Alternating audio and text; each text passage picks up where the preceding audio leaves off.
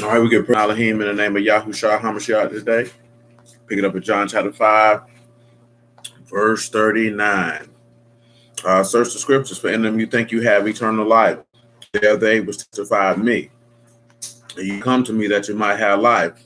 I receive not honor from men, but I know you, that you have not. I come in my Abba's name, and you receive me not. If another shall come in his own name, him you will receive. How can you believe which receive honor one from another, and not the honor that comes from Elohim only? Do not think that I will accuse you. The Abba, there's one that accused you, even Moses, to whom you trust. Had you believed Moses, you would have believed me, for he wrote of me. But if you believe not his writing, how should you believe my word? Shalom, man. All praises be to the living Elohim in the name of Yahushua HaMashiach. Let's pick this up in Psalms 51.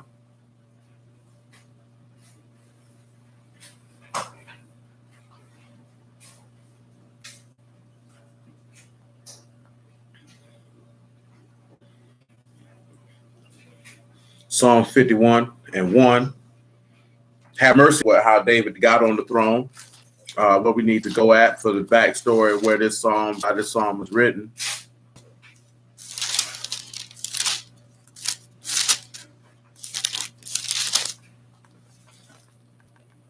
Oh my.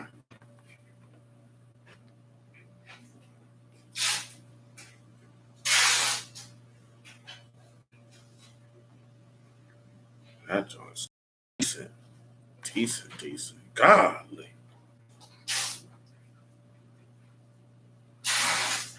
Sorry about that joint. Held for a long time. Oh my God.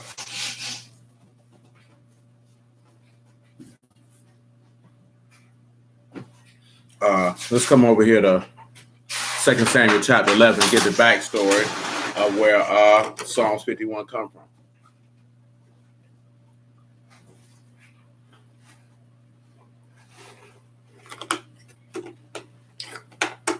2 Samuel 11 and 1.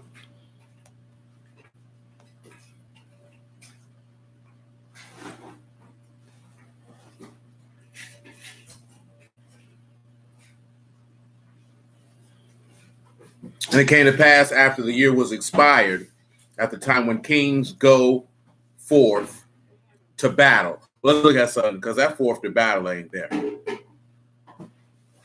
So let's see what it actually says.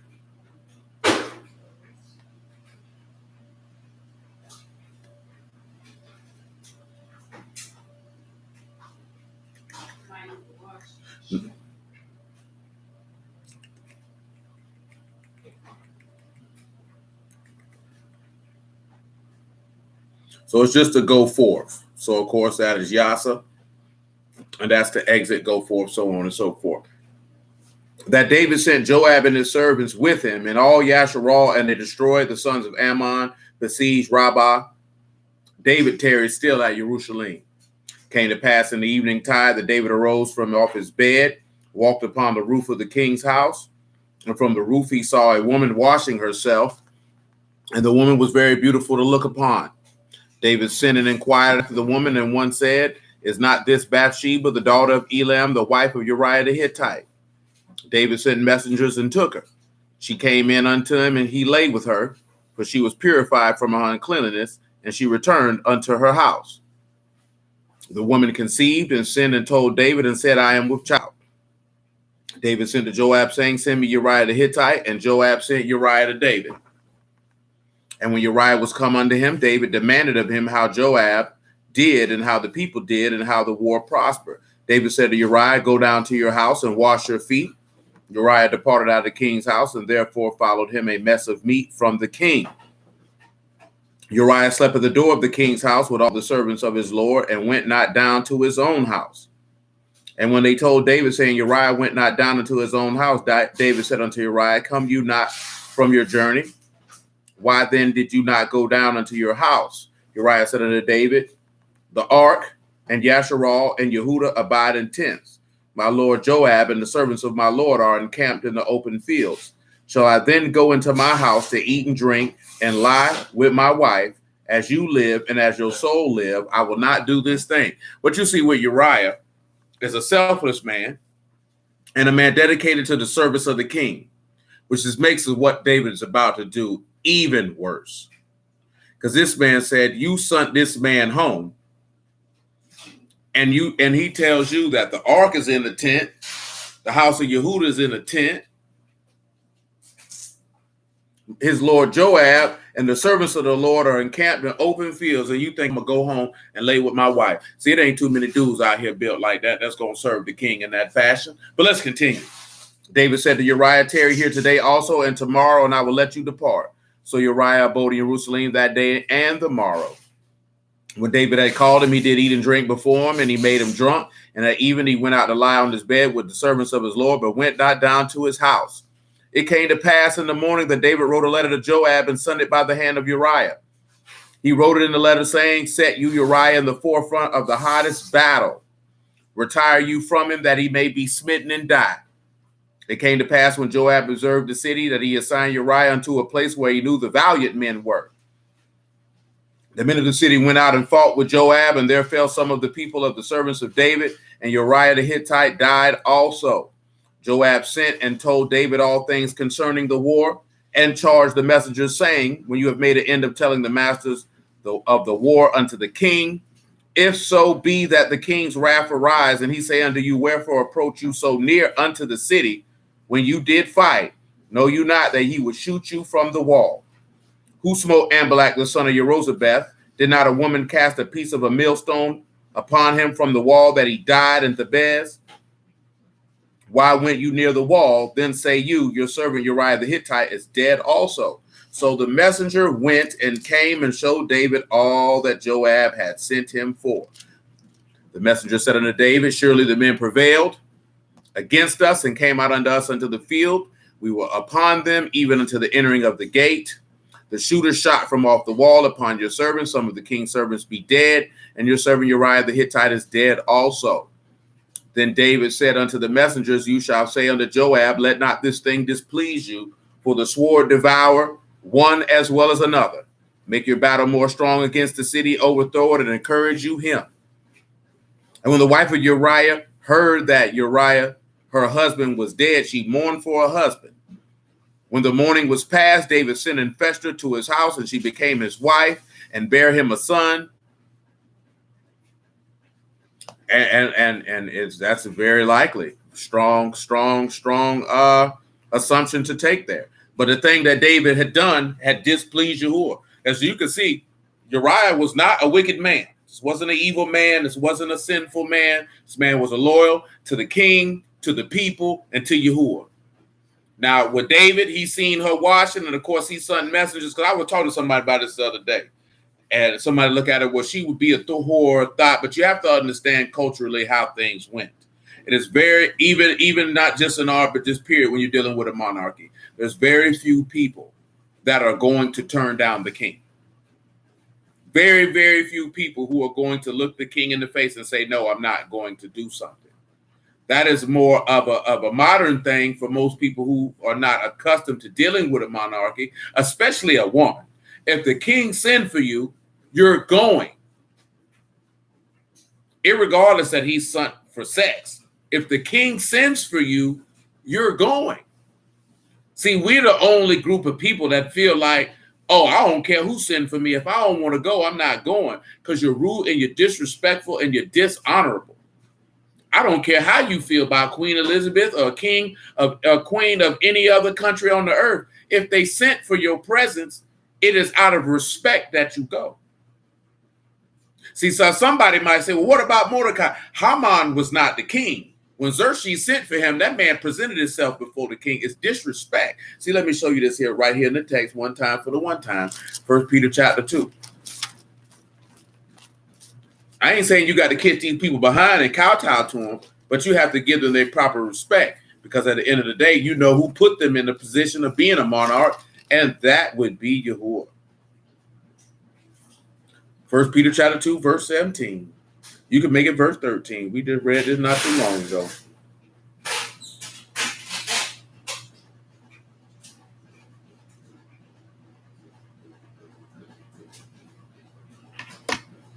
Submit yourselves to every ordinance of man for the Lord's sake, whether it be to the king as supreme, or unto governors as unto them that sent by him, for the punishment of evildoers, for the praise of them that do well. For so is the will of Elohim, that with well-doing you may put to silence the ignorance of foolish men, as free, not using your liberty for a cloak of maliciousness, but as the servants of Elohim.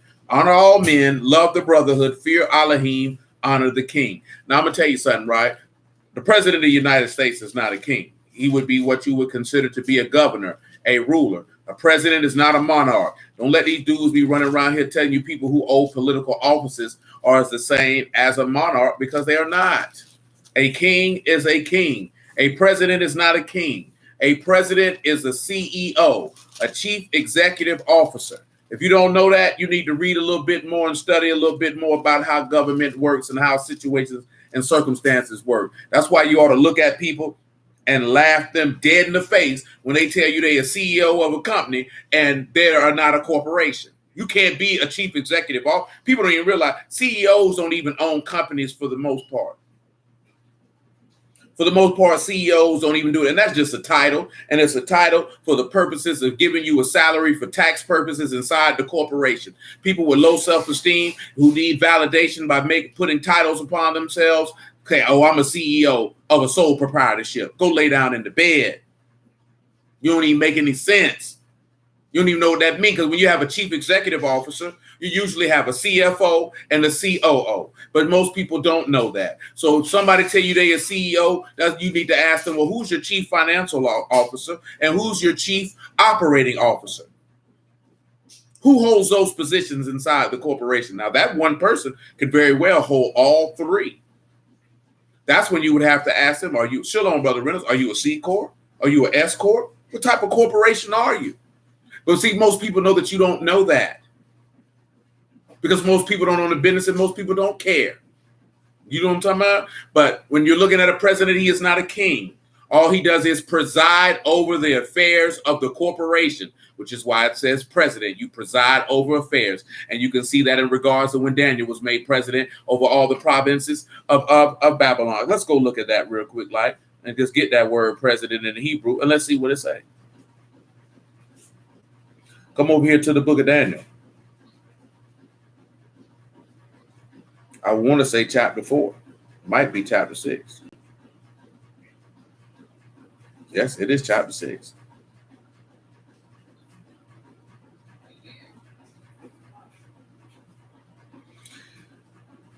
Six and one, if you would. It pleased Darius to set over the kingdom 120 princes, who should be over the whole kingdom, and over these 3 presidents, of whom Daniel was first, that the princes might give accounts unto them, and the king should have no damage. So let's look at presidents. And this is Aramaic, if you would. This is Saraik, Samak, Rosh, and Kaf, and that simply means chief overseer. So for us, a president would be akin to a pastor. A president is an overseer. You just look over affairs. That's not a king. You know what I'm saying? And I'm just mentioning that because we need to know that. You need to know the difference. You know what I'm talking about? But we went through that. Let's come over here and look at David repenting. 2 Samuel chapter 12. And as you can see, David set this plan in motion. Now, whether David would have set the plan in motion to kill Uriah the Hittite, if Bathsheba didn't get pregnant, only Yahuwah knows. But he set this plan in motion to kill this man and take his wife once he seen that she was with child. That's when he had a desire to go ahead and make that move. 2 Samuel chapter 12, verse 1. Yahuwah sent Nathan unto David. He came unto him and said unto him, there were 2 men in one city, the one rich and the other poor. The rich man had exceeding many flocks and herds. The poor man had nothing, save one little ewe lamb, which he had brought and nourished up. And as it grew up together with him and with his children, it did eat of his own meat, drink of his own cup, lay in his bosom, as was unto him a daughter. Well, y'all know what that is. Uriah the Hittite name means Yahuwah is my light. So this poor man has nothing but one little ewe lamb, which is Yasharal, which is Uriah in this instance would be Yahusha, being taken to the battle and being killed by valiant men in order to take his wife. See, let's go ahead and take a look at it. If we're going to do it, let's go ahead and do it right. Let's come over here to Genesis chapter 20. And then after that, Luke 13, if you would. Just to bring back to memory some stuff we ain't talked about in a long time.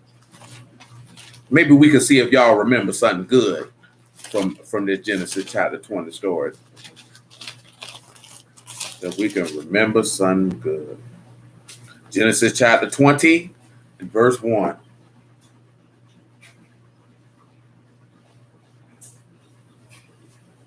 Abraham journeyed from thence towards the south country and dwelled between Kadesh and Shur and sojourned in Gerar. Abraham said of Sarah, his wife, she is my sister. Amalek, king of Gerar, sent and took Sarah. But Elohim came to Amalek in a dream by night and said to him, behold, you are but a dead man. For the woman which you have taken, for she is a man's wife. See, that go back to what we were talking about when I told y'all, don't feel sorry for Dr. Dre, because that was another man's wife. And we read that in Proverbs chapter 6. But you's a hell of a nigga. You's a special type of nigga. That's why he said you get wrath.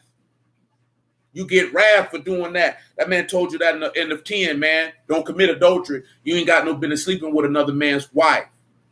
To say this again, I said it before, I say it again.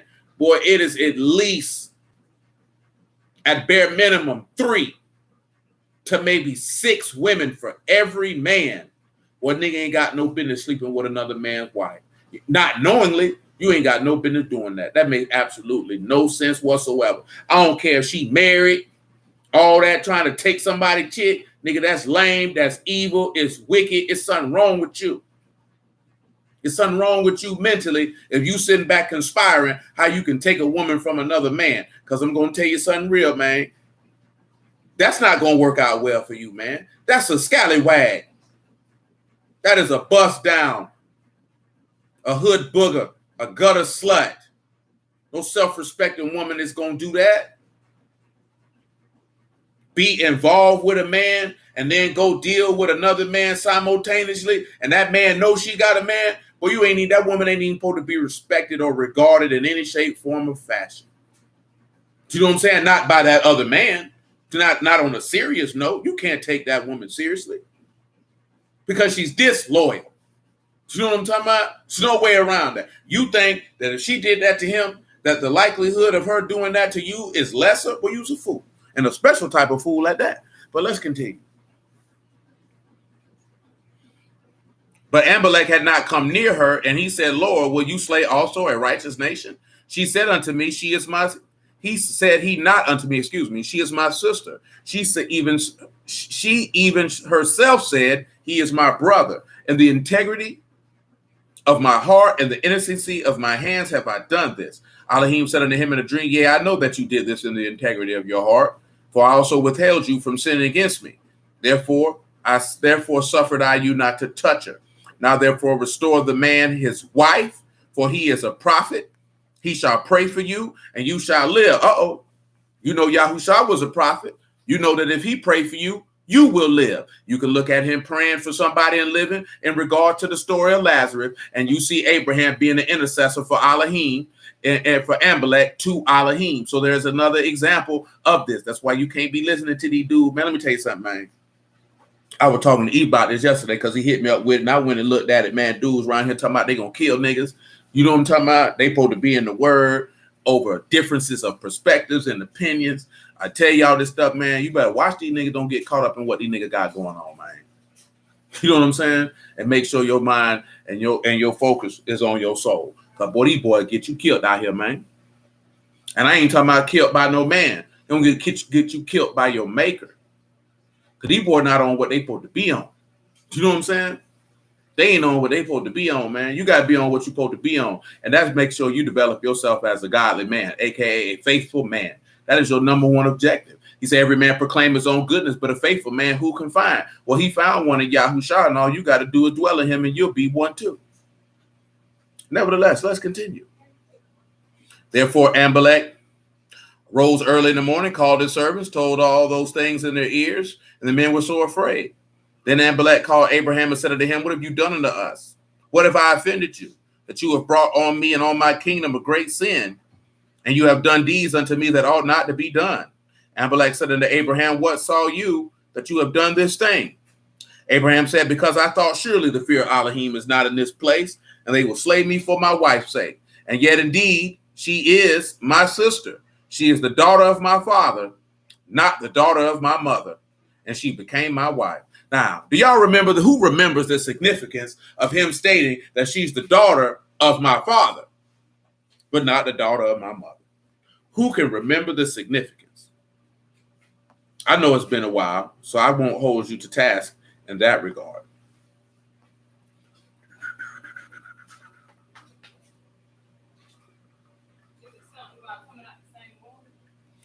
Now that is accurate because at that time that would definitely be detestable for you to come up out of the same womb.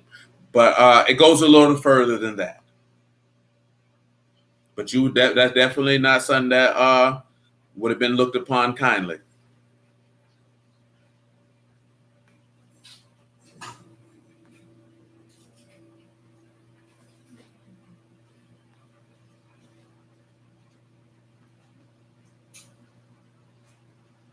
Do any of you recall?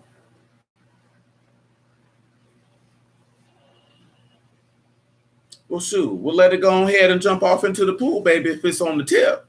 You know what I'm talking about, Paul? You know what I'm talking about? We talking about like the diving board. You're on the edge of the diving board. Go ahead and jump off. Kira, go ahead and jump off.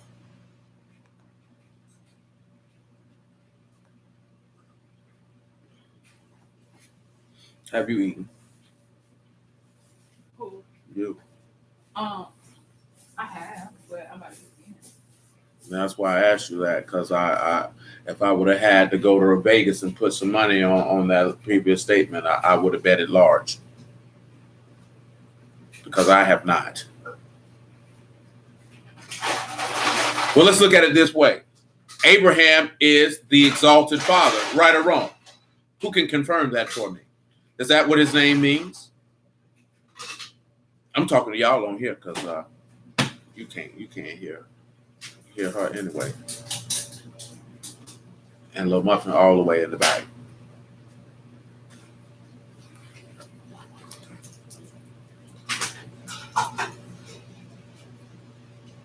Yes, it is, sir, Sean. Yes, it is. Yes, it is, sir. Yes, it is. See, how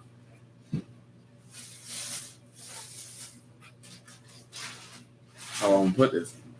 Make sure that I say this correctly. When you look in Jeremiah chapter 6, right, I want to say it's verse 2, you see that he said he views Zion as a comely, delicate woman.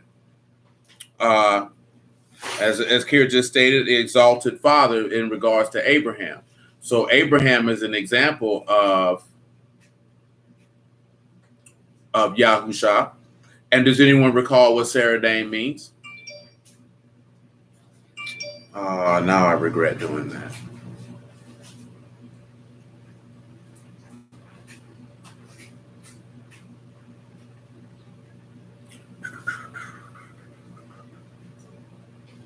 Y'all ain't got to worry. I ain't gonna cut you short, man. We had got back from the dump. Mighty, mighty late. That's right. It means princess. So, and you look at a princess, what is a princess? She is the daughter of whom?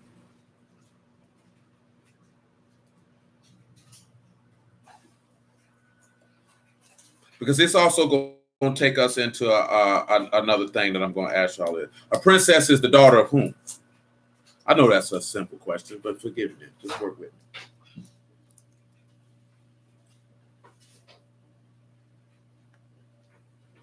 That's right. She is a daughter of a king. So now let me go back in this here because I don't know if we've ever talked about this before. So let me ask y'all this. That's right, Dad. Adam and Eve, are they husband and wife? Or are they more than just husband and wife as it comes to familiar relationship?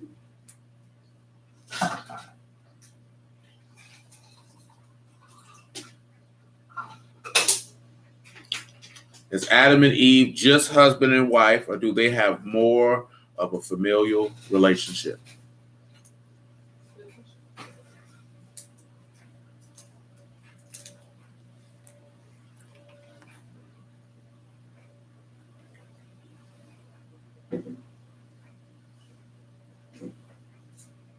In what regard, Kara? What would you say, if you say more, what would you use to assert your stance?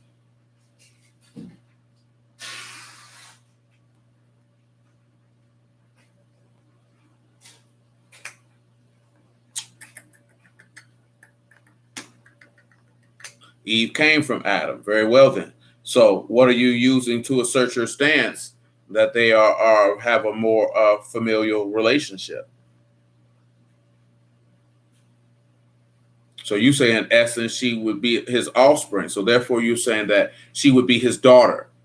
Is that what you're saying at this time, that she would be his daughter?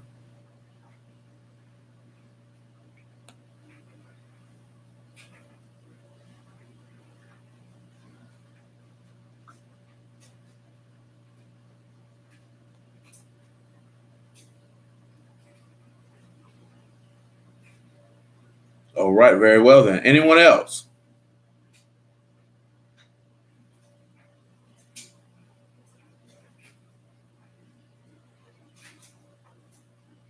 Now I give you that Adam would be king and Eve would be princess. But is Eve his daughter, or have we sat back and look at that? Eve could very well be his sister, the father, the daughter of his father. And if that is the case, what could we use to support that assertion? I know we've taken a roundabout way to go through Psalms 51 and what David did, but y'all just bear with me.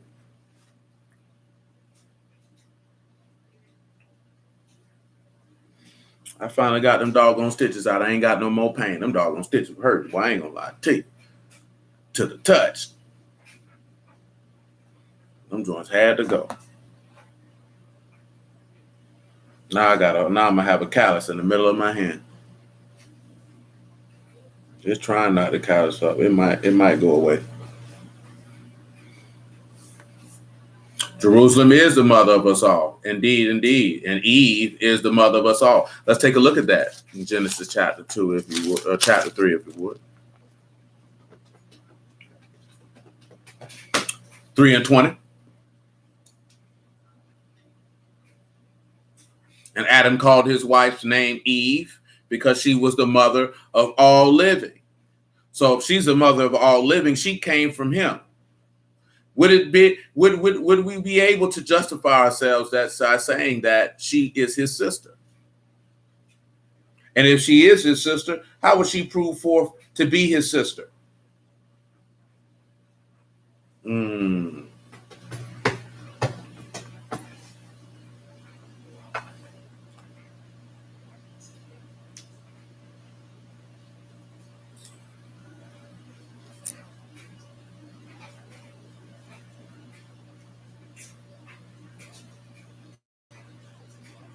Hey.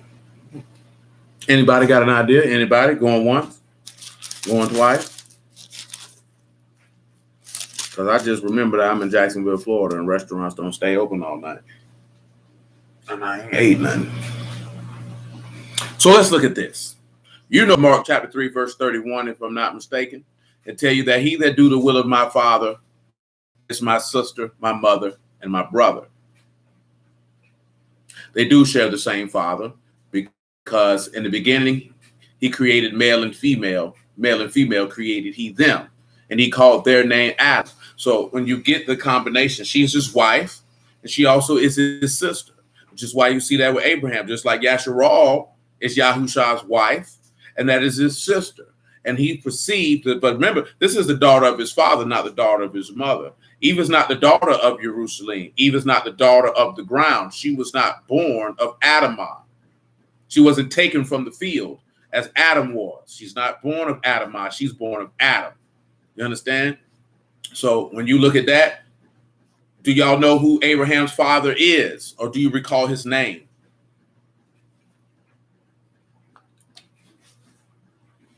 Ah, yes. Do you recall his name? Who recalls the name of the father of Abraham? That's right, Terah. So Terah is the father of Sarah and Abraham. And this is the daughter of his father. See, let's look at here at verse 13 of Genesis 20. It came to pass when Elohim caused me to wander from my father's house that I said unto her, this is the kindness which you shall show unto me. At every place whither we shall come, say of me, he is my brother. Now, this is what Abraham has instructed her to do. Everywhere they go, he says, tell them that I am your brother. Pause. Hold on, let me read this, verse 14. Amalek took sheep, oxen, men servants, women servants, and gave them to Abraham and restored him Sarah, his wife. Amalek said, behold, my land is before you, dwell where it please you. And unto Sarah he said, behold, I've given your brother 1,000 pieces of silver. Behold, he is to you a covering of eyes unto all that are with you, and with all other. And thus she was reproved. So Abraham prayed unto Elohim, and Elohim healed Amalek and his wife and his maidservants, and they bare. For you had fast closed up all the wombs of the house of Amalek because of Sarah, Abraham's wife. Now let's look at something over here in verse 16.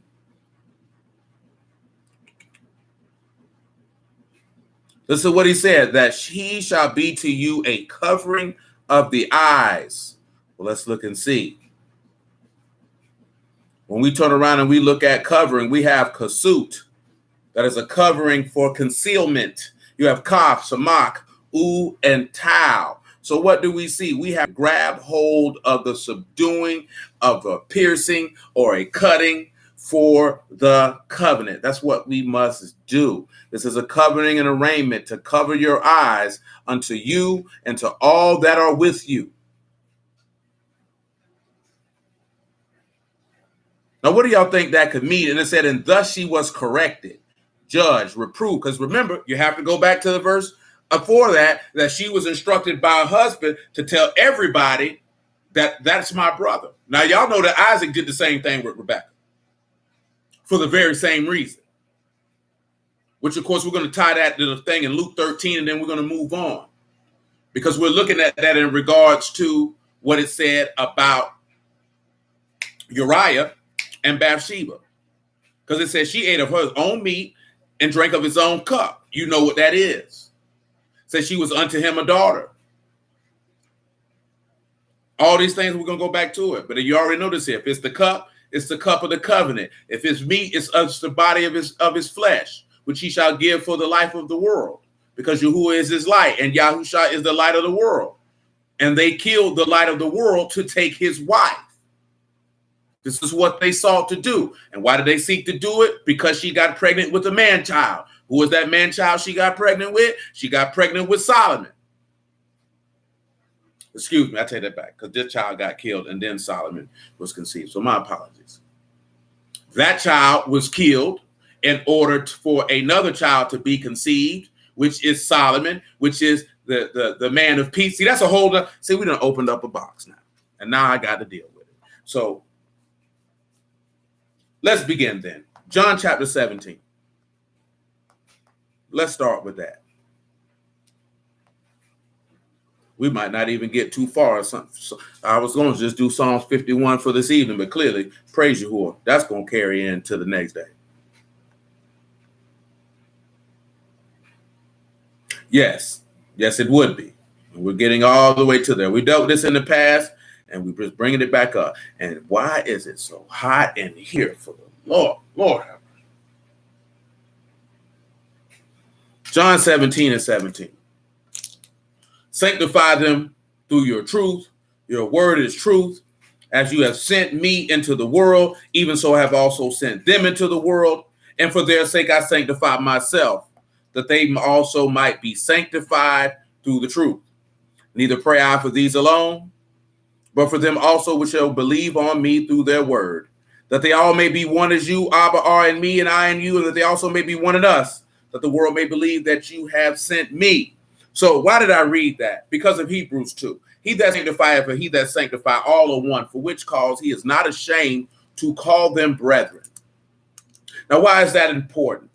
It is important for in the regards of Sarah and Abraham are sanctified for a specific purpose. He told her, wherever we go, whomever you come across, tell them that I am your brother. Now, Abraham was sanctified by Elohim in order to leave from his father's house and go to the place that he will choose. Therefore, Sarah is sanctified for the same purpose. You also have to recall that he told Abraham that he would have an heir, and that Sarah, who was past the time of life, would also give birth to said child. So they were sanctified for this purpose.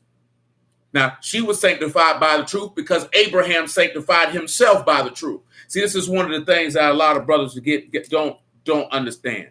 I told her, I would tell him, try it earlier today. It was something, and then BOA said this here. This is a real reality, but you have to add a third thing. If you're dealing with the word, if you're dealing with the word and a woman slide for you, she gonna slide for 3 reasons. Either one, you weren't being a man. You know what I'm talking about? And she felt like the next man was a better man than you. You know what I'm saying? Possibly, maybe that man was getting more money than you. But thirdly, which is usually the rarest one, truth be told, that your demand for her to serve Yahuwah because you demand service of Yahuwah from yourself was too much for her to take, and she had to slide and go find somebody who would allow her to do what she wants, but yet still give off the appearance of serving Yahuwah. See, the reason why I say the third one is the rarest, because most dudes ain't really serving Yahuwah to that point. See, most women, they come in this word, she's going to have to be sanctified by your faith if she wasn't already sanctified from the get-go, meaning that she had already been sanctified by her father, or that she had been in a strong area where individuals were manifesting and ministering the word and holding women in bounds in a proper fashion to where her faith could be strengthened. It's very rarely that you're going to run across a woman, and when I say rarely, I have to say what Solomon said, 0 to none, that you're going to find a woman who built her faith up on her own with no assistance from anyone. If a woman tell you that, I would advise you that you kindly depart from her presence, because more than likely that is a demon in the flesh. When I say demon, I mean she's going to drain you and torment you of all manner of righteous energy that you may possess, because that's never been how things are set up. Even men themselves just don't come across that stuff on their own, because if she says she can't cross it on her own, then at that point she's professing that she has some type of apostleship going on. The Elohim has directly manifested himself to her without the assistance of a man. That has never happened through the course of the text. You do not see Yahuwah operating in such a fashion. And one of the main reasons why you don't see Yahuwah operating in such a fashion, because a woman has a husband or a father. That's what they're for. So I'll talk to their husband and he'll talk to her. I'll talk to her father and he'll talk to her. Or in the case of Esther, I'll talk to Mordecai, her uncle, who was as her father because her parents had passed, and he'll deal with it. So that's not how that goes. Some people may be offended at it. Some people might say, well, we in modern times, you can feel how you feel, but Yahuwah changes not. And Yahushua HaMashiach is the same yesterday, today, and forever. So it's not changing. It's just what it is if you profess to deal with Yahuwah. Because if you're a man and you serve Yahuwah, and that woman sees that you serve Yahuwah and that you demand from yourself the sanctification of righteousness of faith that comes in Yahushua HaMashiach, then she knows she don't have no other choice but to do that or slide. You know what I'm saying? Which is no different than any of your friends or family. Because that pressure that people come up with, it's a different type of pressure, because it's the conviction and condemnation in their own soul of the life that you live without you opening your mouth. See, most of us feel like we have to tell people this and tell people that, and you don't have to do that. If they know you live it and that you demand righteousness from everyone around you, they don't have any other choice but to arise to that standard or depart. Or as when we mentioned what Nehemiah we always mention what Nehemiah said, I'm doing a great work. I'm not coming down to you. You're going to have to come up here to me. One of the biggest things that people don't understand, they take it for granted because Elohim manifested himself in the flesh and lowered himself for that purpose, that you think that, oh, since he did that, you don't have to rise to meet him. No, he lowered himself for the purpose of sufferings of death to redeem that which he created, but the standard never lowered. He never dropped that down. He never said, you know what, since I'm doing this great work, you ain't got to come up here, bro. I'll come down here and meet you where you at. Don't you believe in people who tell you God meet you where you at? He told you a bold-faced lie. He said, wash you, make you clean, and cease from doing evil before my eyes, and you'll live. That man ain't never said, I'll meet you where you at. That's a lie from hell. You're going to have to meet him where he at, and that's in Shamahim. You're going to have to meet him in the heavens. That man that coming down, see, we look at it, oh, he became a man, so he meeting us where he at. Look at how he lived his life.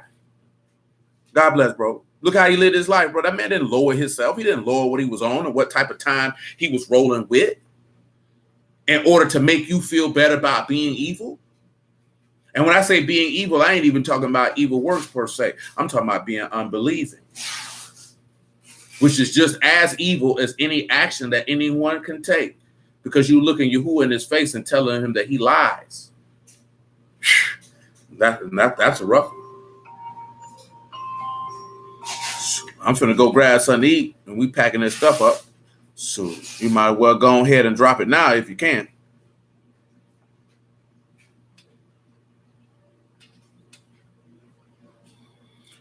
Let's go over here to Luke 13. I'm going to come back and visit this, what we're looking at in Genesis 20 in just a moment.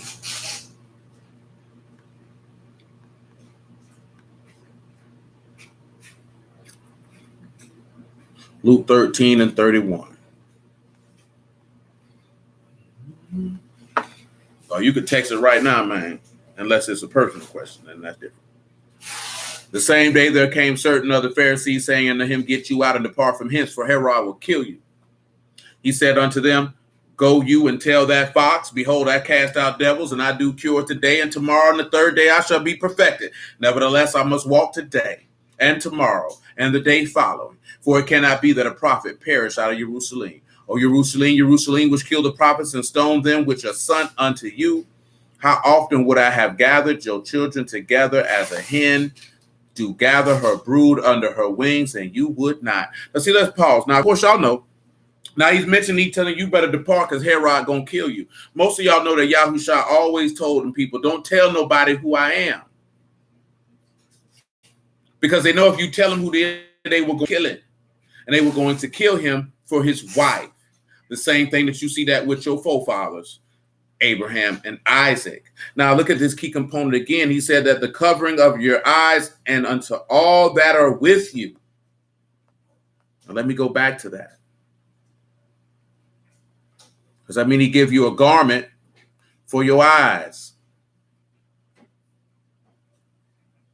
And of course, you know that's ayin. And of course, you know that's your eye. But also a garment for your mental and spiritual faculties, if you would. A covering for your eyes. Well, let's look at something that's for his eyes. Luke 11. From Luke 11 to Revelation 16.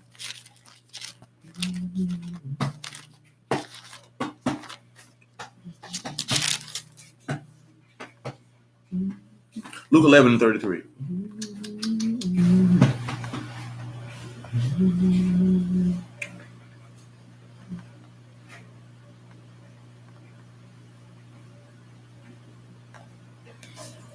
Oh, I didn't mean to do that. Luke 11 and 33. No man, when he have lighted a candle, put it in a secret place, neither under a bushel, but on a candlestick, that which come in that may see light. The light of the body is the eye. Therefore, when your eye is single, the whole body is full of light. But when your eye is evil, your body is also full of darkness. Take heed, therefore, that the light which is in you be not darkness. If the whole body, therefore, be full of light, having no part dark, the whole shall be full of light, as when the bright shining of a candle do give light. Now, he mentioned how the eye. Now, I'm talking about the covering of the eye. Now, something just came to my brain in this slip off. Just that fast. Remember, you will. Yes. In John 9, excuse me. Remember, he told the Pharisees, I came to give sight to those that have been blind. You say you see, therefore your sight remains. See, come over here to John 9 so you can see that covering. Because see, that covering of your eyes was a rebuke to the princess, Yasharal, and to everybody who would be with her, or those who would believe on you through my word, because he sanctified himself through the truth, what we read in John chapter 17. John chapter 9, verse 35. And then we'll read Revelation 16 and 15. Yahushua heard that they had cast him out, and when they found him, he said unto him, Do you believe on the son of Elohim? He answered and said, Who is he, Lord, that I may believe on him? Yahushua said unto him, You have both seen him, and it is he that talked with you. He said, Lord, I believe, and he worshipped him. Yahushua said, For judgment I come into this world, that they which see not might see, and that they which see might be made blind. Some of the Pharisees which heard these words said unto them, Are we blind also? Yahushua said unto them, If you were blind, you should have no sin. but now you say we see. Therefore, your sin remains. Now, notice what he said, for judgment or for correction. He said they would see, not might see. Now, look at what he just told her in Genesis 20. He said, I've given your brother 1,000 pieces of silver. He is to you a covering of the eyes. He said, your husband, your brother, he said, he is for a covering of your eyes unto all that are with you and with all other. And thus she was reproved. Because remember, Abraham told her, tell people that I am your brother. You understand?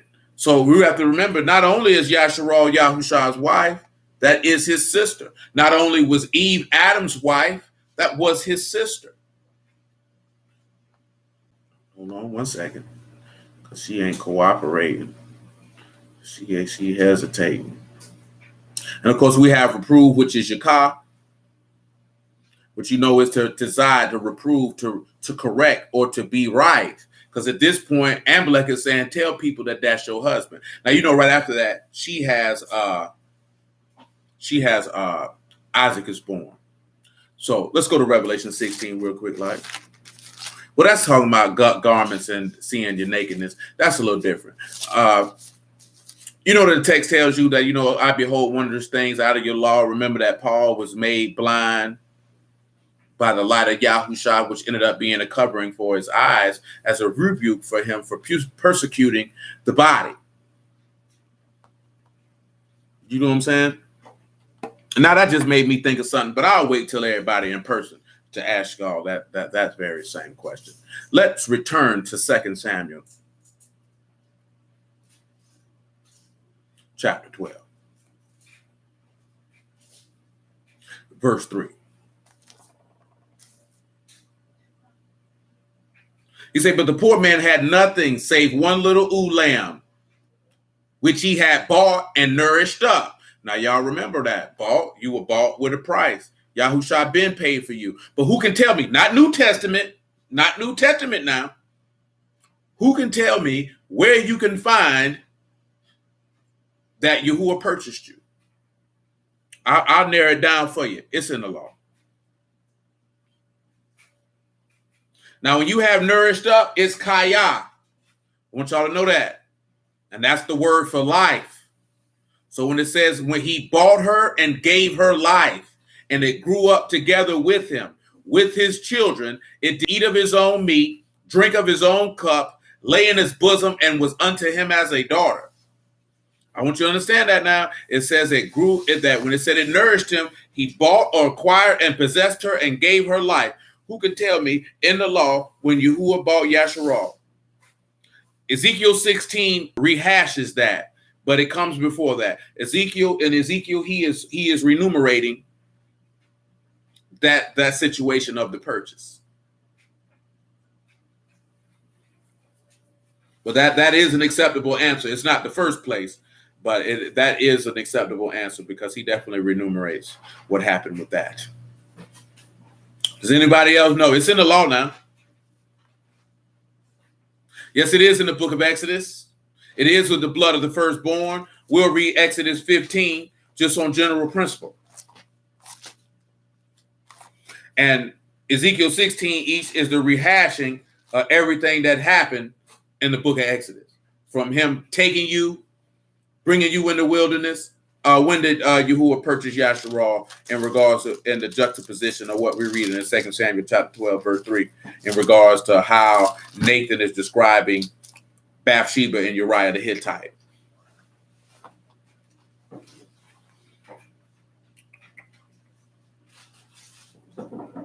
Yes, sir. Exodus chapter 15, verse 11 is sufficient. Yeah, it's been a little second. Not that too close, but it has been in the. It's still a tad bit in the rear view. It ain't out of sight. It's closer. Objects appear closer than what they are. Do y'all have enough boxes? I'm not sure. She said she is. Well, clearly we're gonna have to help Mom pack because I don't think she's done anything. But I don't have to rush up out of mine though. 15 and 11. Who is like unto you, O Yahuwah, among the gods? Who is like unto you, esteemed in Kadash, fearful in praises and doing wonders? You have stretched out your right hand, the earth swallowed them. You in mercy have led forth the people which have redeemed. You have redeemed, you have guided them in the strength unto your Kadash habitation. The people shall hear and be afraid. Sorrow shall take hold of the inhabitants of Palestina. Then the dukes of Edom shall be amazed. The mighty men of Moab trembling shall take hold upon them. All the inhabitants of Canaan shall melt away. Fear and dread shall fall upon them by the greatness of your arm. They shall be still as stone. Till your people pass over, Yahuwah, till your people pass over, whom you have purchased. You shall bring them in and plant them in the mountain of your inheritance, in the place, O Yahuwah, which you have made for you to dwell in the sanctuary, O Lord, which your hands have established. Yahuwah shall reign forever and ever. So, as Sally mentioned, they were purchased, and that's a whole nother conversation. They were purchased with the blood of the firstborn of the sons of Egypt, which is a similitude of you being purchased with the firstborn of the son of Elohim. See, we bringing up stuff we ain't talked about in years. Let's come on back over here to 2 Samuel 12. I done opened up a box. It's almost 9 o'clock, and we definitely not going to get in all that tonight because I'm going to rehash this in your brain because now we're going to have to look at it because I mentioned it. Yes, sir. What it was. With David doing to Uriah, Uriah is playing the role of Yahusha, and he's being betrayed by his brother. In this instance, David is playing the role of Judas and what he did to Uriah by having Uriah killed and having Uriah killed by Gentiles. So in this instance, Uriah is playing the role of Yahusha. Bathsheba is playing the role of Mary, if you would. You understand? She could also be playing the role of Yasharal. That first child who died because of sin. And I'm mentioning all this here because I'm going to precept it out. I'm not just going to tell y'all this. We're just going to take the time and we're going to precept it out. The first child that she had died, and it died because of sin. She conceived after that, and she conceived Solomon, whose name means peace. So you know that peace was brought unto us when Yahusha was born, because the first child is representative of the Son of Man, and the second, and Solomon is representative of the Son of Elohim, who sat upon the throne and ruled with peace with no war. So we'll have to go through all of that, and then of course the land and the bosom and all that. Come over here to bird photo, 2 Samuel chapter 12. And there came a traveler unto the rich man, and he spared to take his own flock and of his own herd to dress for the wayfaring man that was come unto him. But he took the poor man's lamb and dressed it for the man that was come unto him. David's anger was greatly kindled against the man. And he said to Nathan, as Yahuwah lived, the man that done this thing shall surely die. So all those people, when they said, let his blood be on our children's children, and they participated in warning, because remember they said, if we let him alone, he gonna therefore take our place in nation. So therefore they had a desire to take Bathsheba, or AKA Yasharal. So therefore they had brought death on themselves, the same way that David had pronounced death on himself. As Yahuwah lived, the man that have done this thing shall surely die. He shall restore the lamb fourfold, because he did this thing, because he had no pity. When we look at pity, that is kamal, and that is to have compassion on, to spare, or to have pity. They had no pity on Yahusha when he was on that stake. They mocked him. Now, of course, when you look at this here, of course, with the purchasing and giving of life, because when Yahuwah purchased Yasharal, coming up out of Mizraim, he purchased them and he gave them life because he gave them the words of life. When Yahusha's blood was spilled, he purchased you and he gave you life. And that's how you drink of his cup and eat of his meat and lay in his bosom, and he see unto you as a daughter. But nevertheless, let's continue. Nathan said to David, you are the man. Thus saith Yahuwah Elohim of Yasharal, I anointed you king over Yasharal, and I delivered you out of the hand of Saul. And I gave you your master's house and your master's wives into your bosom. I gave you the house of Yasharal and the house of Yehuda. And if it had been too little, I would moreover have given unto you such and such things. Wherefore have you despised the commandment of Yahuwah to do evil in his sight? You have killed Uriah the Hittite with the sword, and taken his wife to be your wife, and slain him with the sword of the sons of Ammon. That's exactly what the scribes and Pharisees did to Yahusha. Let's continue. Now, therefore, the sword shall never depart from your house, because you have despised me and have taken the wife of Uriah the Hittite to be your wife. This is something else that we discussed in the past, and we'll rehash that. That's why Yahusha had to die, because he was the house of David, and the sword would always be in his house. Therefore, that's why he was persecuted, and that's why he had to die at the hands of Gentiles. Let's continue. Now, therefore, the sword shall never depart from your house, because you have despised me, and if you have taken the wife of Uriah the Hittite to be your wife. That's why some of David's sons died. The man meant what he said. Remember, he said he forgives sin and iniquity, but he by no means clears the guilty. See, people feel like because he forgive you, that absolves you from consequence. That does not absolve you from consequence. Forgiveness does not absolve you from consequence. Let me remind you that again. Forgiveness does not absolve you from consequence, because you're going to have to suffer consequences for your actions. If you don't suffer consequences for your actions, then you begin to believe that you can continue to commit such deeds, which is why he say, because a sentence against the evil work is not executed speedily, is privily in the hearts of the sons of men to do evil. So you don't see again, only people feel like forgiveness is enough and no consequence. Who teaches that way? See, that's why I tell you, right? You may have to physically chastise a child, but if you always have to physically chastise a child, you're not teaching as Yahuwah teaches, because Yahuwah does not come off the top rope in every instance. That means you're full of wrath. Yahuwah is slow to wrath. You have to let that child know that there's consequences for their misdeeds. Now, however you choose to execute those consequences are your choice. Now, when you look at, see how David, of course, he's going to have to bring wrath on David's head with the sword, because eye for an eye, tooth for a tooth. What you sought to do unto him, let that be done unto you. You brought the sword upon Uriah, so it's only right that the sword be brought upon your house. See, that's a just weight and a just balance. So you would have to look at it in your response of bringing forth chastisement. Is the chastisement equal to the offense? Because if the chastisement is not equal to the offense, you're not dealing righteously as forth as you're rendering judgment. Remember, he that ruleth amongst men must be just. You understand what I'm saying? So if you're going to rule in your household, you must be just. Now you have to have back, and you got to have understanding. I always mention this just to mention it, because you have to look at it the mind of a child. When Muffin was a child, and I would catch her climbing up to get cereal boxes, I'm knowing this child is doing this because she is seeking to emulate me.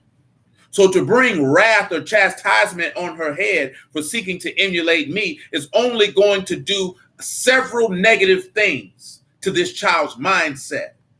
So instead of doing that, where does the correction come in at? Hey, don't climb up there and do that. I understand what it is that you're doing. Instead, if you want to get up there and get it yourself, come and get me so I can assist you or watch you. Because one, I want this person to have the confidence and ability that they can accomplish something on their own. Two, I do not want to damage their self-esteem by believing if they seek to do something on their own that they could be yelled at, beaten, chastised, rebuked, or whatever the case may be in a sharp fashion and have a deleterious effect on their mental state. See, we don't think about any of these things because you're not rendering judgment with compassion and mercy in regards to who you're dealing with, what they're doing, and what is your desired outcome. You're just upset.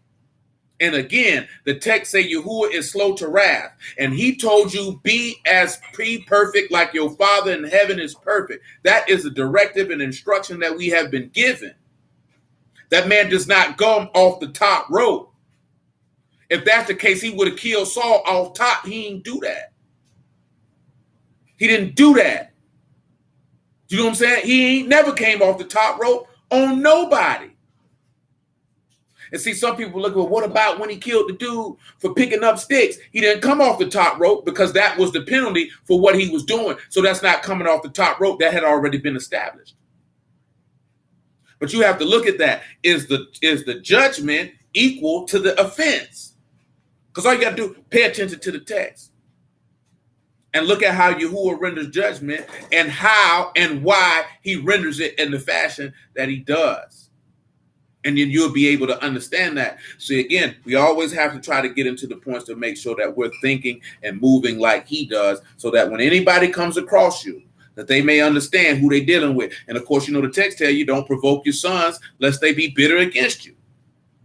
You know what I'm saying? We have to pay attention to that. I'm telling you that because a lot of stuff, we got to move away from nigger raising. Because a lot of us feel like nigger raising is good. Nigger raising is not good because you can see it in your community. It don't work. And some of you were nigger raised and you know the trauma and the stuff that you had to wade through because of it. So you know it don't work. You do it because it's easy and it's comfortable and you don't want to challenge yourself to do something that is entirely more effective than the nonsense that has been passed down from ungodly person to ungodly person. Does that mean that certain elements that we were raised with are not just and are not good to be used? No, it does not. But everything that we have been handed down is not beneficial to keep handing down. Because all you're going to do is have more mentally fragmented people. If we say we the people of Elohim, then that means we need to raise, instruct, and chastise like he does.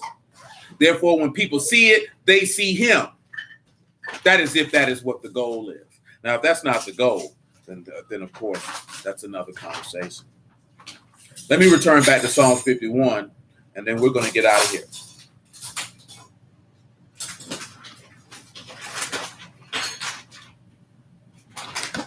So in Psalm 51:1, it says, "Have mercy upon me, O Elohim, according to your loving kindness, according unto the multitude of your tender mercies. Blot out my transgressions and wash me thoroughly from my iniquity and cleanse me from my sin." So, of course, we're going to delve into more of that. And also the Isaiah 55 with the sure mercies of David and things of that sort to bring this on home. And, of course, the stuff with Bathsheba and Solomon and a few other things. And we're still not complete with showing how David and Yahusha had to suffer in order to sit on the throne, though we're pretty much almost complete with that because we're almost to the conclusion of the first book of Samuel in that regard. But hallelujah for Yahusha and the word. Praise be to living Elohim. I bless y'all at the house of Elohim in the name of Yahusha. Appreciate y'all time this evening. You who are willing, we'll pick it up on the Shabbat and make it do what it do. And until that time.